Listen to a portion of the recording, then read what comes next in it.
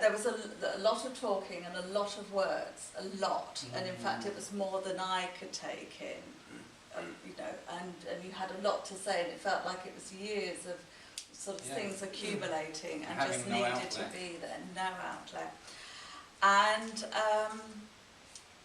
And I think there was a lot of anxiety between us as well about how would this work, how would we do it, and also it's quite a small space, and how are you going to get started? But we knew that you had an interest in art making, and I must just tell you that the very first time Peter came to me with Viv was with a massive painting, which was black and white, huge, and you walked up my path with it and said, "This is what I do," and it was huge. But it meant that the art was right there in the room. You'd already made that statement of, this is how I communicate, this is what I need to do. So for me that felt very hopeful. Because there were a lot of words and actually a lot of anxiety, I wasn't sure, because, you know, the sort of thing about a therapist is that, you know, or therapy is that we're, you know, you take up the mantle of the therapist and we're going to listen. And so I did all that quite properly in listening to you. And then I realised that actually I was being flooded with words and we needed to get some of it down on paper. But that felt very uncomfortable and very intense, how we were going to do that. Now, a lot of what I'm saying Peter won't remember, because your memory is, your short-term memory is damaged. So I had to work out actually how Peter could make use of me and make use of my mind. So what happened is that I'm trying to think of the kind of what my thinking was around it, the kind of, not exactly the technical side, but I had to think, how am I going to be useful to Peter? Because if we're only meeting once a month, it is so dilute that Peter won't hold on to any of this, and how am I going to? Which is why I decided to give Peter a sketchbook, and because this is very, this is very instrumental to mine and Peter's work. And on here, I bought this before we started, and it's got the date on it, the 1st of the 5th, 2009, which was the very first day we started working together. And the reason we did this is because I thought I'd write notes in here of what we do every week, so to remind you in between. So this was our transitional object, this is what we were going to do. And then what happened was that Peter you took it away with you. It didn't work to start with because you lost it a few times. And I just thought, oh, I'm going to have to think of something else. But then you found it and it caught on. And so I thought, oh, this isn't going to work. But then you brought it, and I just wanted to show this. And there's some pieces down here in black and white and over there. But this is the sort of stuff that you were doing, Peter, to start with. And it was sort of like writing, but it didn't say anything. And there's some more down here. And what we realised was happening is that Peter could work very effectively whilst he was talking at the same time. So that was we realised that, and I said to you, I can see that talking is very important to you, and can you draw at the same time, and you could. And that's where it went on from there. Because that's where, you know, because like a year or two before Kate, I was, to get access to materials and everything, I had a college class in art for 2 years, but my talking was like interfering with, there was only a small class, and there was like maybe someone with depression, someone with other anxiety or whatever. But my talking was sometimes getting them annoyed or angry or even upset, you know. And but it was like, because I don't want to be using the part of my rational mind when I'm doing art, it was a way of occupying that part of my mind, so before, behind the ego and the emotions could just do the art, you know, and maybe now I'm starting to get to the point, yeah, I mean, some people, artists might use music or whatever, but, you know, when you've got, you know, so much death and anger and everything else that's gone on in your past, which you've got to disassociate with. But what I realised was that I thought there was a lot being said that I needed to listen to, and in fact there wasn't. This was something else that I was coming to learn, that I had to listen very carefully to the things that were important, but more importantly was what was going into the artwork. So the more that Peter and I worked with each other, and in fact we realised that Peter needed more time, so we discussed it and negotiated that we would meet every other week for an hour and a half, because it took that long to kind of get into the process and then into art making, and really to feel that you were established in what you were doing and having time to get engaged. And gradually, as I got to know Peter, I could say to Peter, because Peter has a wealth of knowledge up here and is very well read and a lot of ideas and inspired by everything. Everything goes in, a real sponge. But then what would happen is I would get what I call sermons. Peter would give me a sermon, or I would be lectured on something. It'd be very informative. Or I don't know what, there are other things. What, politicians do it all the time, yeah. you know. And in fact, what I realised... Oh, that's right, that's right. Peter takes me out into the universe and we go off in space. And I can feel it, I can feel when we've gone out into outer space. So which is good, because maybe some people don't, and then they're not being effective, are they, if they're letting the person... So then I had to say to Peter, right, we need to come back into the room and we really need to focus it into the art. And over time, and now it's come to a point now where the art became the priority instead of... I think for you it was a bit difficult, because it was like, well, I'm going to draw something, I'm going to do something, but somebody's watching me and you're right here, and this is a bit weird, and is this what you want me to do? Is this what I'm supposed to be doing? You know, it takes time.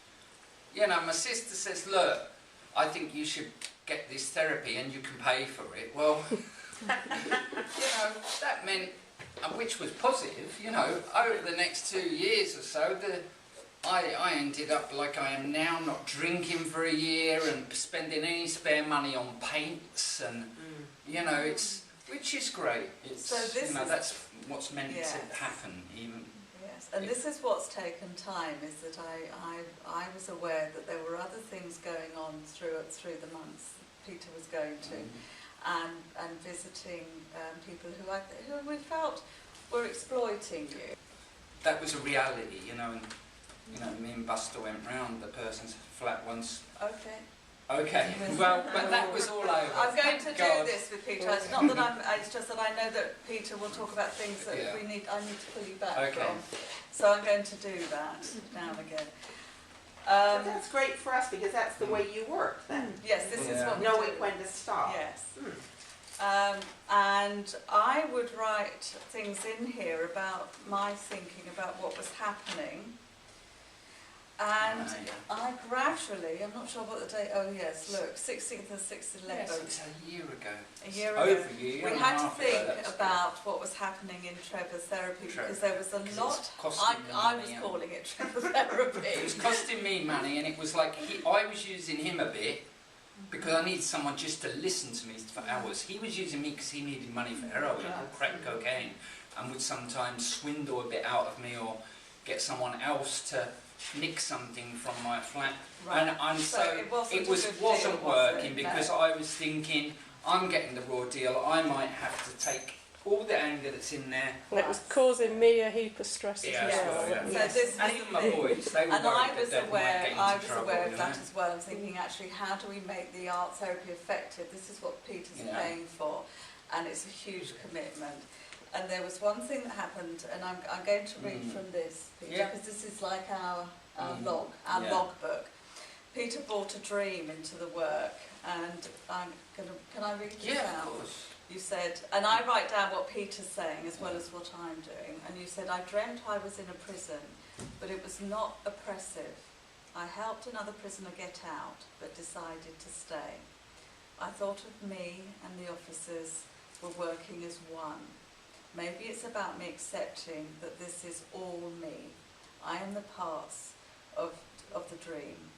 I'm all the parts of the dream. I didn't need bars or a prison cell to feel locked up or trapped in my mind. I kept finding and trying another key. It was the art of love that set me free.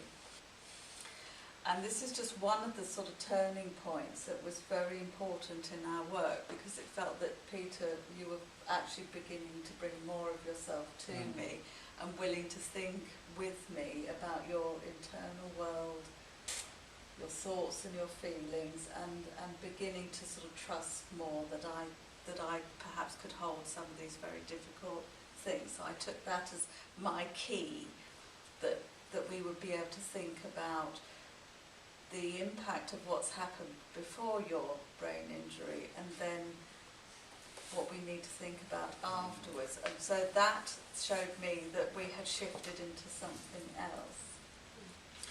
And a lot of the work here that you can see at the front is the really early work. And this one here you did very early on with the squares after doing these sorts of things. And we spent a long time looking at that one and thinking about it being like a window that's opaque. And you said, I'm looking at the glass, but I can't really see through it. And that's how it felt. You know, there was something there, but we couldn't really see through that. And although Peter's very good at talking, the words actually were the thing that were getting in the way, and that could seem very deceptive if, you know, we're in talking therapies, because you want your clients to talk, but actually in this case with Peter, with your brain injury, that wasn't the helpful thing. So we really had to keep putting it into the artwork. And what we've brought here, Peter and I chose to bring, and you at one point were doing a lot of words. There's some images here. There's only a couple that actually have words in it. There's another one here that you did, Peter. So the words were still there. Words. And they were saying things like this one, it's okay to be me. Who are you since the brain damage, and how's that affected you, and who were you before then? And what actually was coming about that we were both feeling in the work, and that you were showing more to me through your work, was just how kind of invisible invisible Peter was feeling with this brain injury, that you were not able to access other groups because you were too high functioning.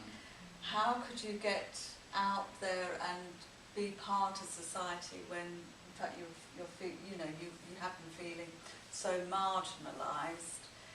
And where do you belong? How can you be in the world? Where's your place? Yeah. And only because I felt it was my responsibility. Do you get me? It's like I enjoyed many aspects of living in the Philippines for the 6 years. You know, given if I'd have been somewhere on my own and after the therapy, I'd been happy just doing art, you know, or whatever I felt was the right thing every time I woke up. But what we were realising is just how unconfident and you were feeling, and your self-esteem was very low, and how that was affecting your way of just being in the world. And was anybody noticing?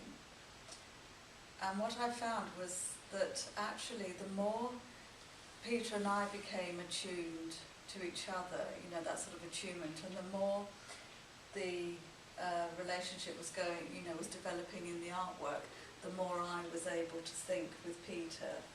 So we found a way of actually holding on to more, and you were able to make more of my mind so that I could remember a lot more between the sessions.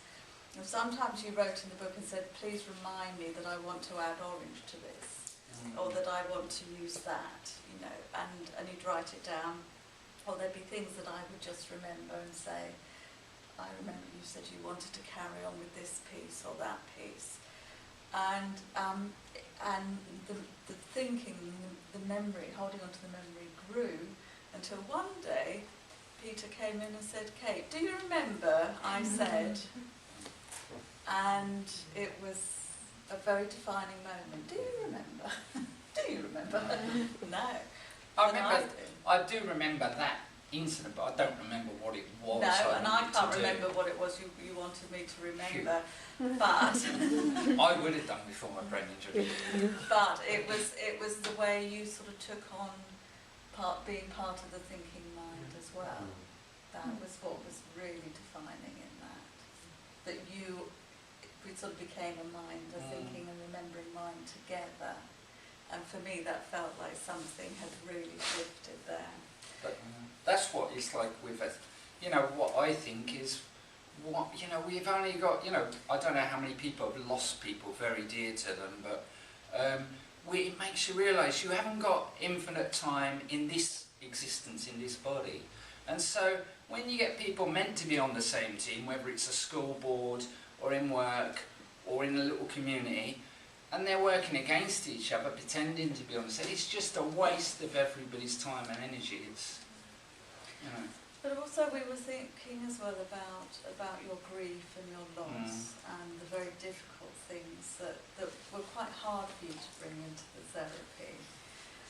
And so, in fact, our thinking and our feelings deepened. And then I wrote something about my thinking. It was in a way my formulation. So are you okay with that? Yeah, because it's not me, it's your thinking. Do you get me? It might not be a reality. Yes, it was my thinking. Kate thought. That's right. So I was saying to Peter, what is art therapy doing for you? Why are you doing art therapy? And we had to keep coming back to this. And Peter, you weren't really able to say. We could say many other things, but we couldn't really say why we're here, why are we doing this. And it felt important to keep coming back to it. And at that time we were thinking about the Trevor therapy because in fact it felt like I was in competition with the other therapists. So I put, Peter, is it like a play date, a friendship you can control through his needing money for drugs so that you can ramble on, that's what you said, for 2 or 3 hours knowing he will tolerate this. And you could only pay for my time to listen for an hour and a half. Yeah. Knowing he will be paid off in the end to get his fix. Your fix is reciprocated by his toleration. Yeah. Since Tracy's death, you have lived with the dead object inside you. Perhaps life without Trevor therapy is like life without Tracy. And perhaps you do need both Trevor therapy and art therapy. Perhaps you feel survivor guilt from Tracy's death, which ultimately caused your brain injury and causing you to feel anger and to contemplate your retribution via Trevor, who is alive, whereas Tracy is not. Perhaps your relationship with Trevor keeps something in you alive, something you want to hold on to, and that keeps you connected with something you felt connected to in Tracy. Maybe Trevor does exploit your vulnerability, or perhaps he is worse off than you, and possibly more vulnerable than you, and that may be more attractive to you and fills a space in you that would otherwise be missing. And somewhere along the line we've written, hooray! As you say, Buster is only a dog and doesn't always return when you let him off the lead. And you said, perhaps I need to be kept more firmly on the lead myself. Perhaps Buster's scariness and aggressiveness represents your own and acts as your conduit, a vehicle for your aggression. He is just being a dog to you, but may be seen as a dangerous weapon to others. Yeah, and he bit a runner and I had to give him up, and he's been rehomed to a lovely place now, but it was so hard, and it was because I didn't expect, you know, every other time I whistled it came back, but whatever. So what I was going to say though was that it felt like there was another defining moment there. Yeah. You could see that our thinking had changed in Because quality. I'd give up the Trevor therapy, and then I had to give up bus therapy because the other therapy was supplanting all the, you know, the negative and positive. I mean, Trevor was negative in the sense of he wasn't a good therapist, you know, but he wasn't, you know, he kept me going. So I'm going to just point to 3 things that pieces of work that really were defining in our process and in our progression. And one of them is that one day you turned up with a ladder. Oh yeah. So you can talk about that in a moment. So I'm going to point to the ladder, yeah, which really seemed to say something about, and you can explain what it says, but that felt really like you were beginning to feel confident and trusting in our relationship and how you're feeling. Then the other one is the mirror. Yeah. Yeah, and that was very interesting when we were thinking about the gap in your, you know, caused by your brain injury, but also what falls into the gap as well.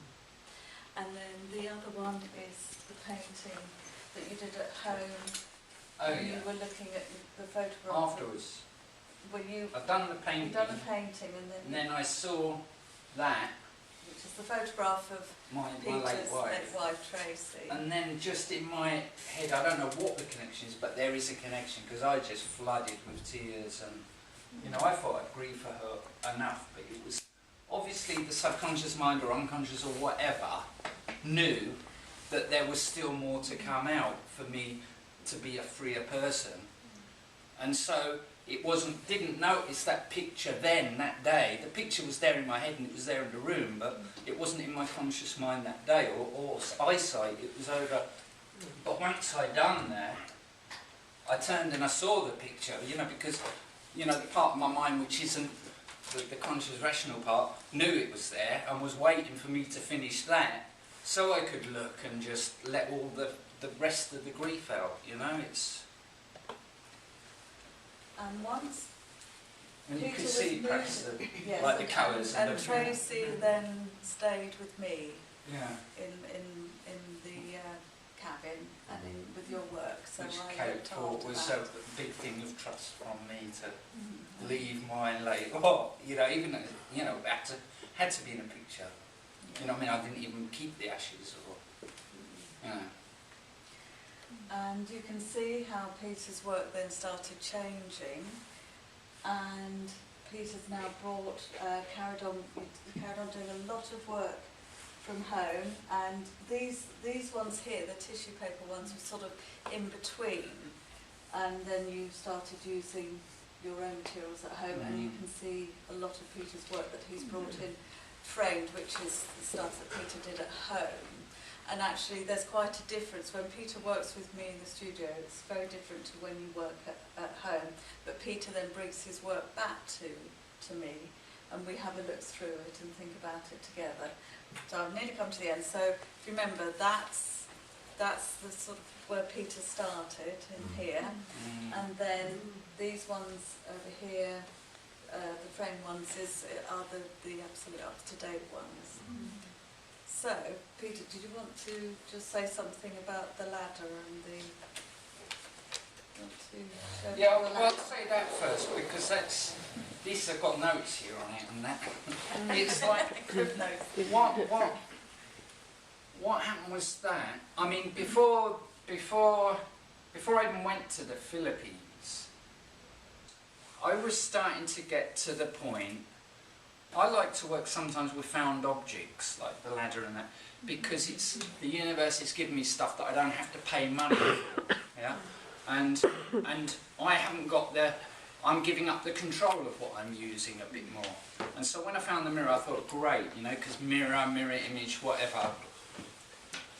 And then when I was scratching away at the back to put paper or paint on, it broke. And my initial I know I was doing this in your therapy session, wasn't I? That was my mirror. Yeah. Yeah. And you just fell behind it. Just like that. But the whole point was, maybe 6 months before, definitely a year or two before, you know, or in college, when I was doing the art in college, if it had broke, I'd think, oh no, can I get another one?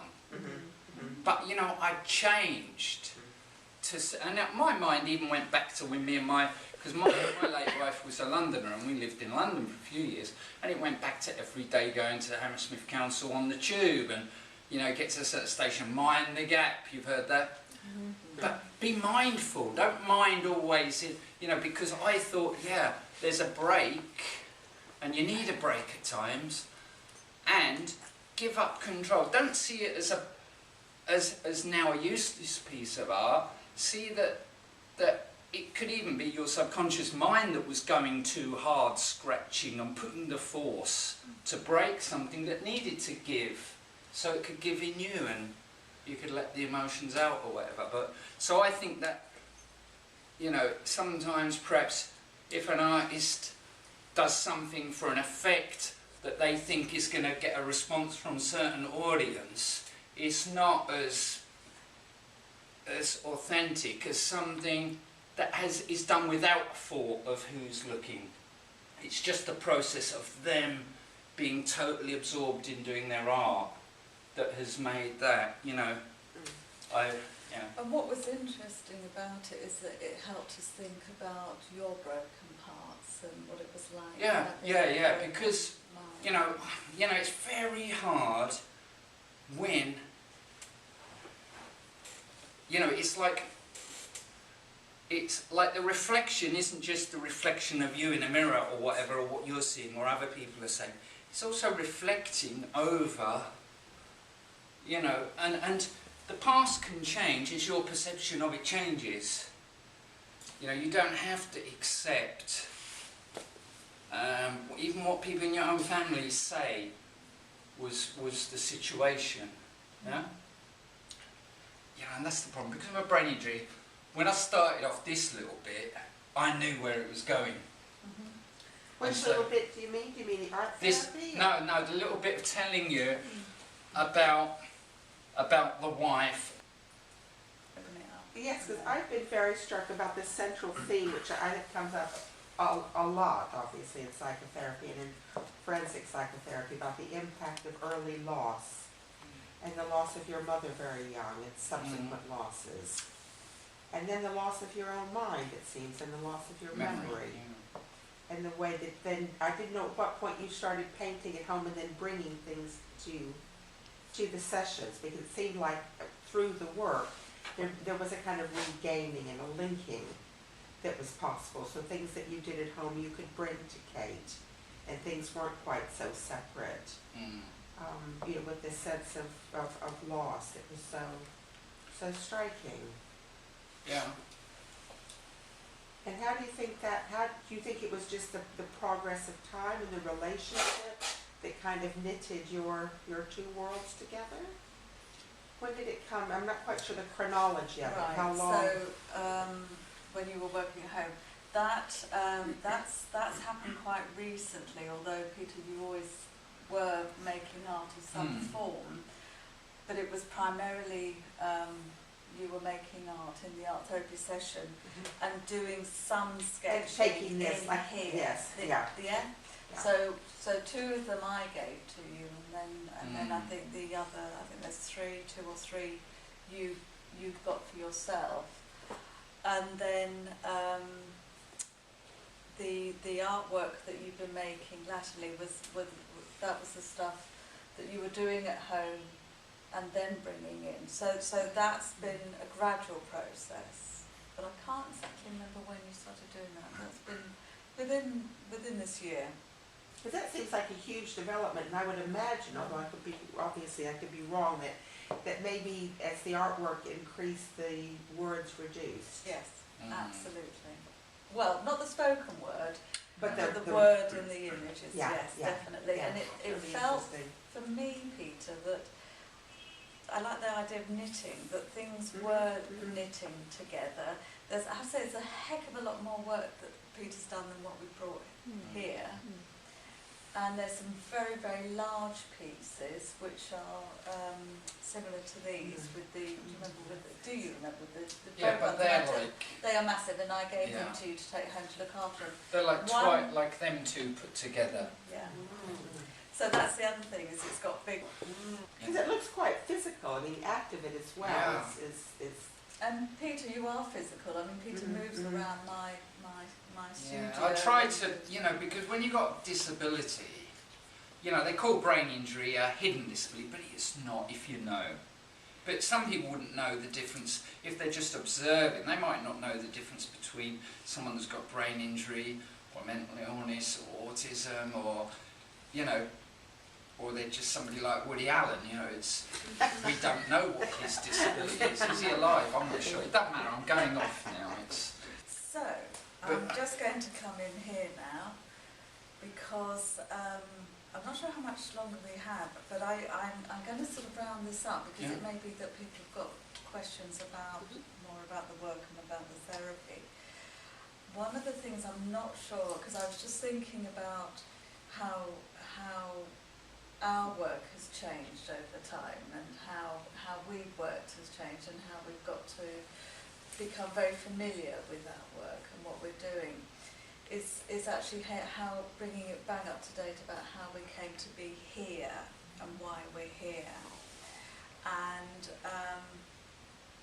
I was actually thinking that over 3 years that we'd sort of got to the end of our work, and you were saying more and more things about what would people think of this work, what would people say if they saw this work. It was very much about other people, seeing the work through other people's eyes. And I could see through the work that as things were sort of back to the knitting together, the thinking together, and the work knitting, and the remembering and the thinking, that in your work things were sort of emerging and sort of surfacing, you know, through the paint and the colours coming together. Some things seem to be finding substance and gelling, and actually one image that's not here, you actually did a drawing of your brain injury, and we're actually able to express just how angry, even though you are very forgiving and you can see you can reason it, actually just how angry you were as well. And what we haven't said is actually how you came to have the brain injury, which we will say. But what I could see was that we were getting to the point where you needed to show, you needed your work to be visible, and what we were doing was visible from what you were saying, which I thought might be that we were coming to the end phase of our work. You know, that it was not so much, you know, the therapeutic couple as to now needing to be out there. And I also was saying to you, Peter, do you realise how beautiful your work is? Do you remember, like a couple of months ago, I said, look, it's not surrealist, it's not, you know, just paintings of castles or whatever. And you said your work is phenomenological, yeah? That's the first time I'd ever heard, you know, I've ever heard that word. So what I done was put it in my book or whatever on a bit of paper, went home, Google phenomenological art. And my sister was there. I said, look at this, images it was. I said, look, that's just like my work. Someone else had looked at my website and posted that as phenomenal. You know, I hadn't put a label to this sort of work, some of it, but once she told me, the universe had already done it. You know, somebody had looked at my website and took that as and then, because it helps a bit, sometimes labels are bad, but sometimes they can help the self-realisation. And it is good. No, that's really good that you remembered that, because I really had forgotten that. Yeah. Absolutely. Therapy still. So, Are there comments or well, what we were going to say Oh, is sorry, that pardon me. you About want to the- know how yes. Peter came Oh. to have quite right? the, so Peter, Peter, your story, the really extraordinary thing was how you came to have your Oh yeah. brain injury.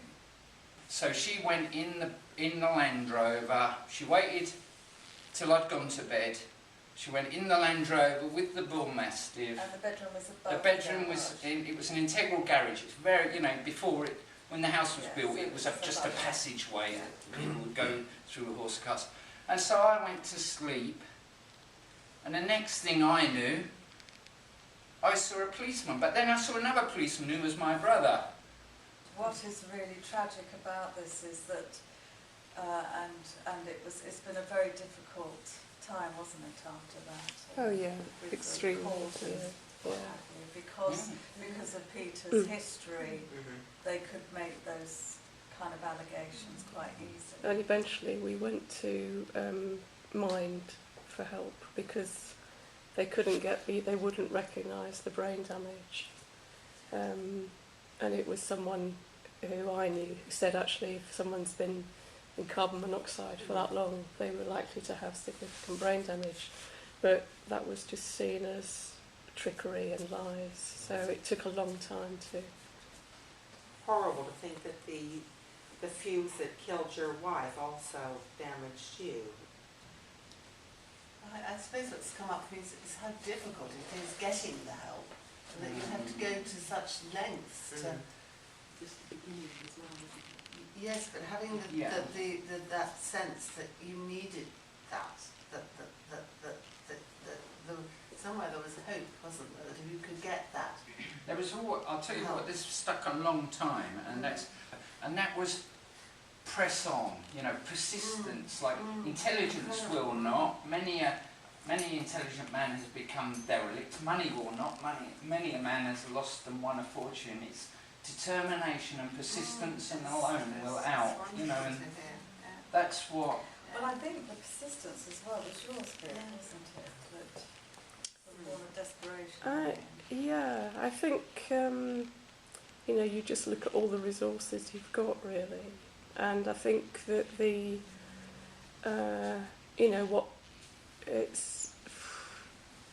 had to, as a family, tap into a huge range of resources. And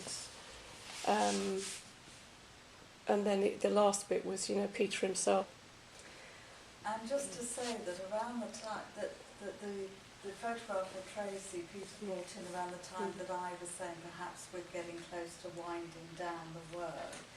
And so when the picture of Tracy came in, I realised that actually it wasn't, that would feel like another loss. So I picked up on that, and I thought about whether there was a way of you doing some work more in a group and more in the community, and we're thinking about Peter going to, I don't know, his studio upstairs, so that Peter can have some art therapy, individual art therapy with me, and then some with a community group with other people.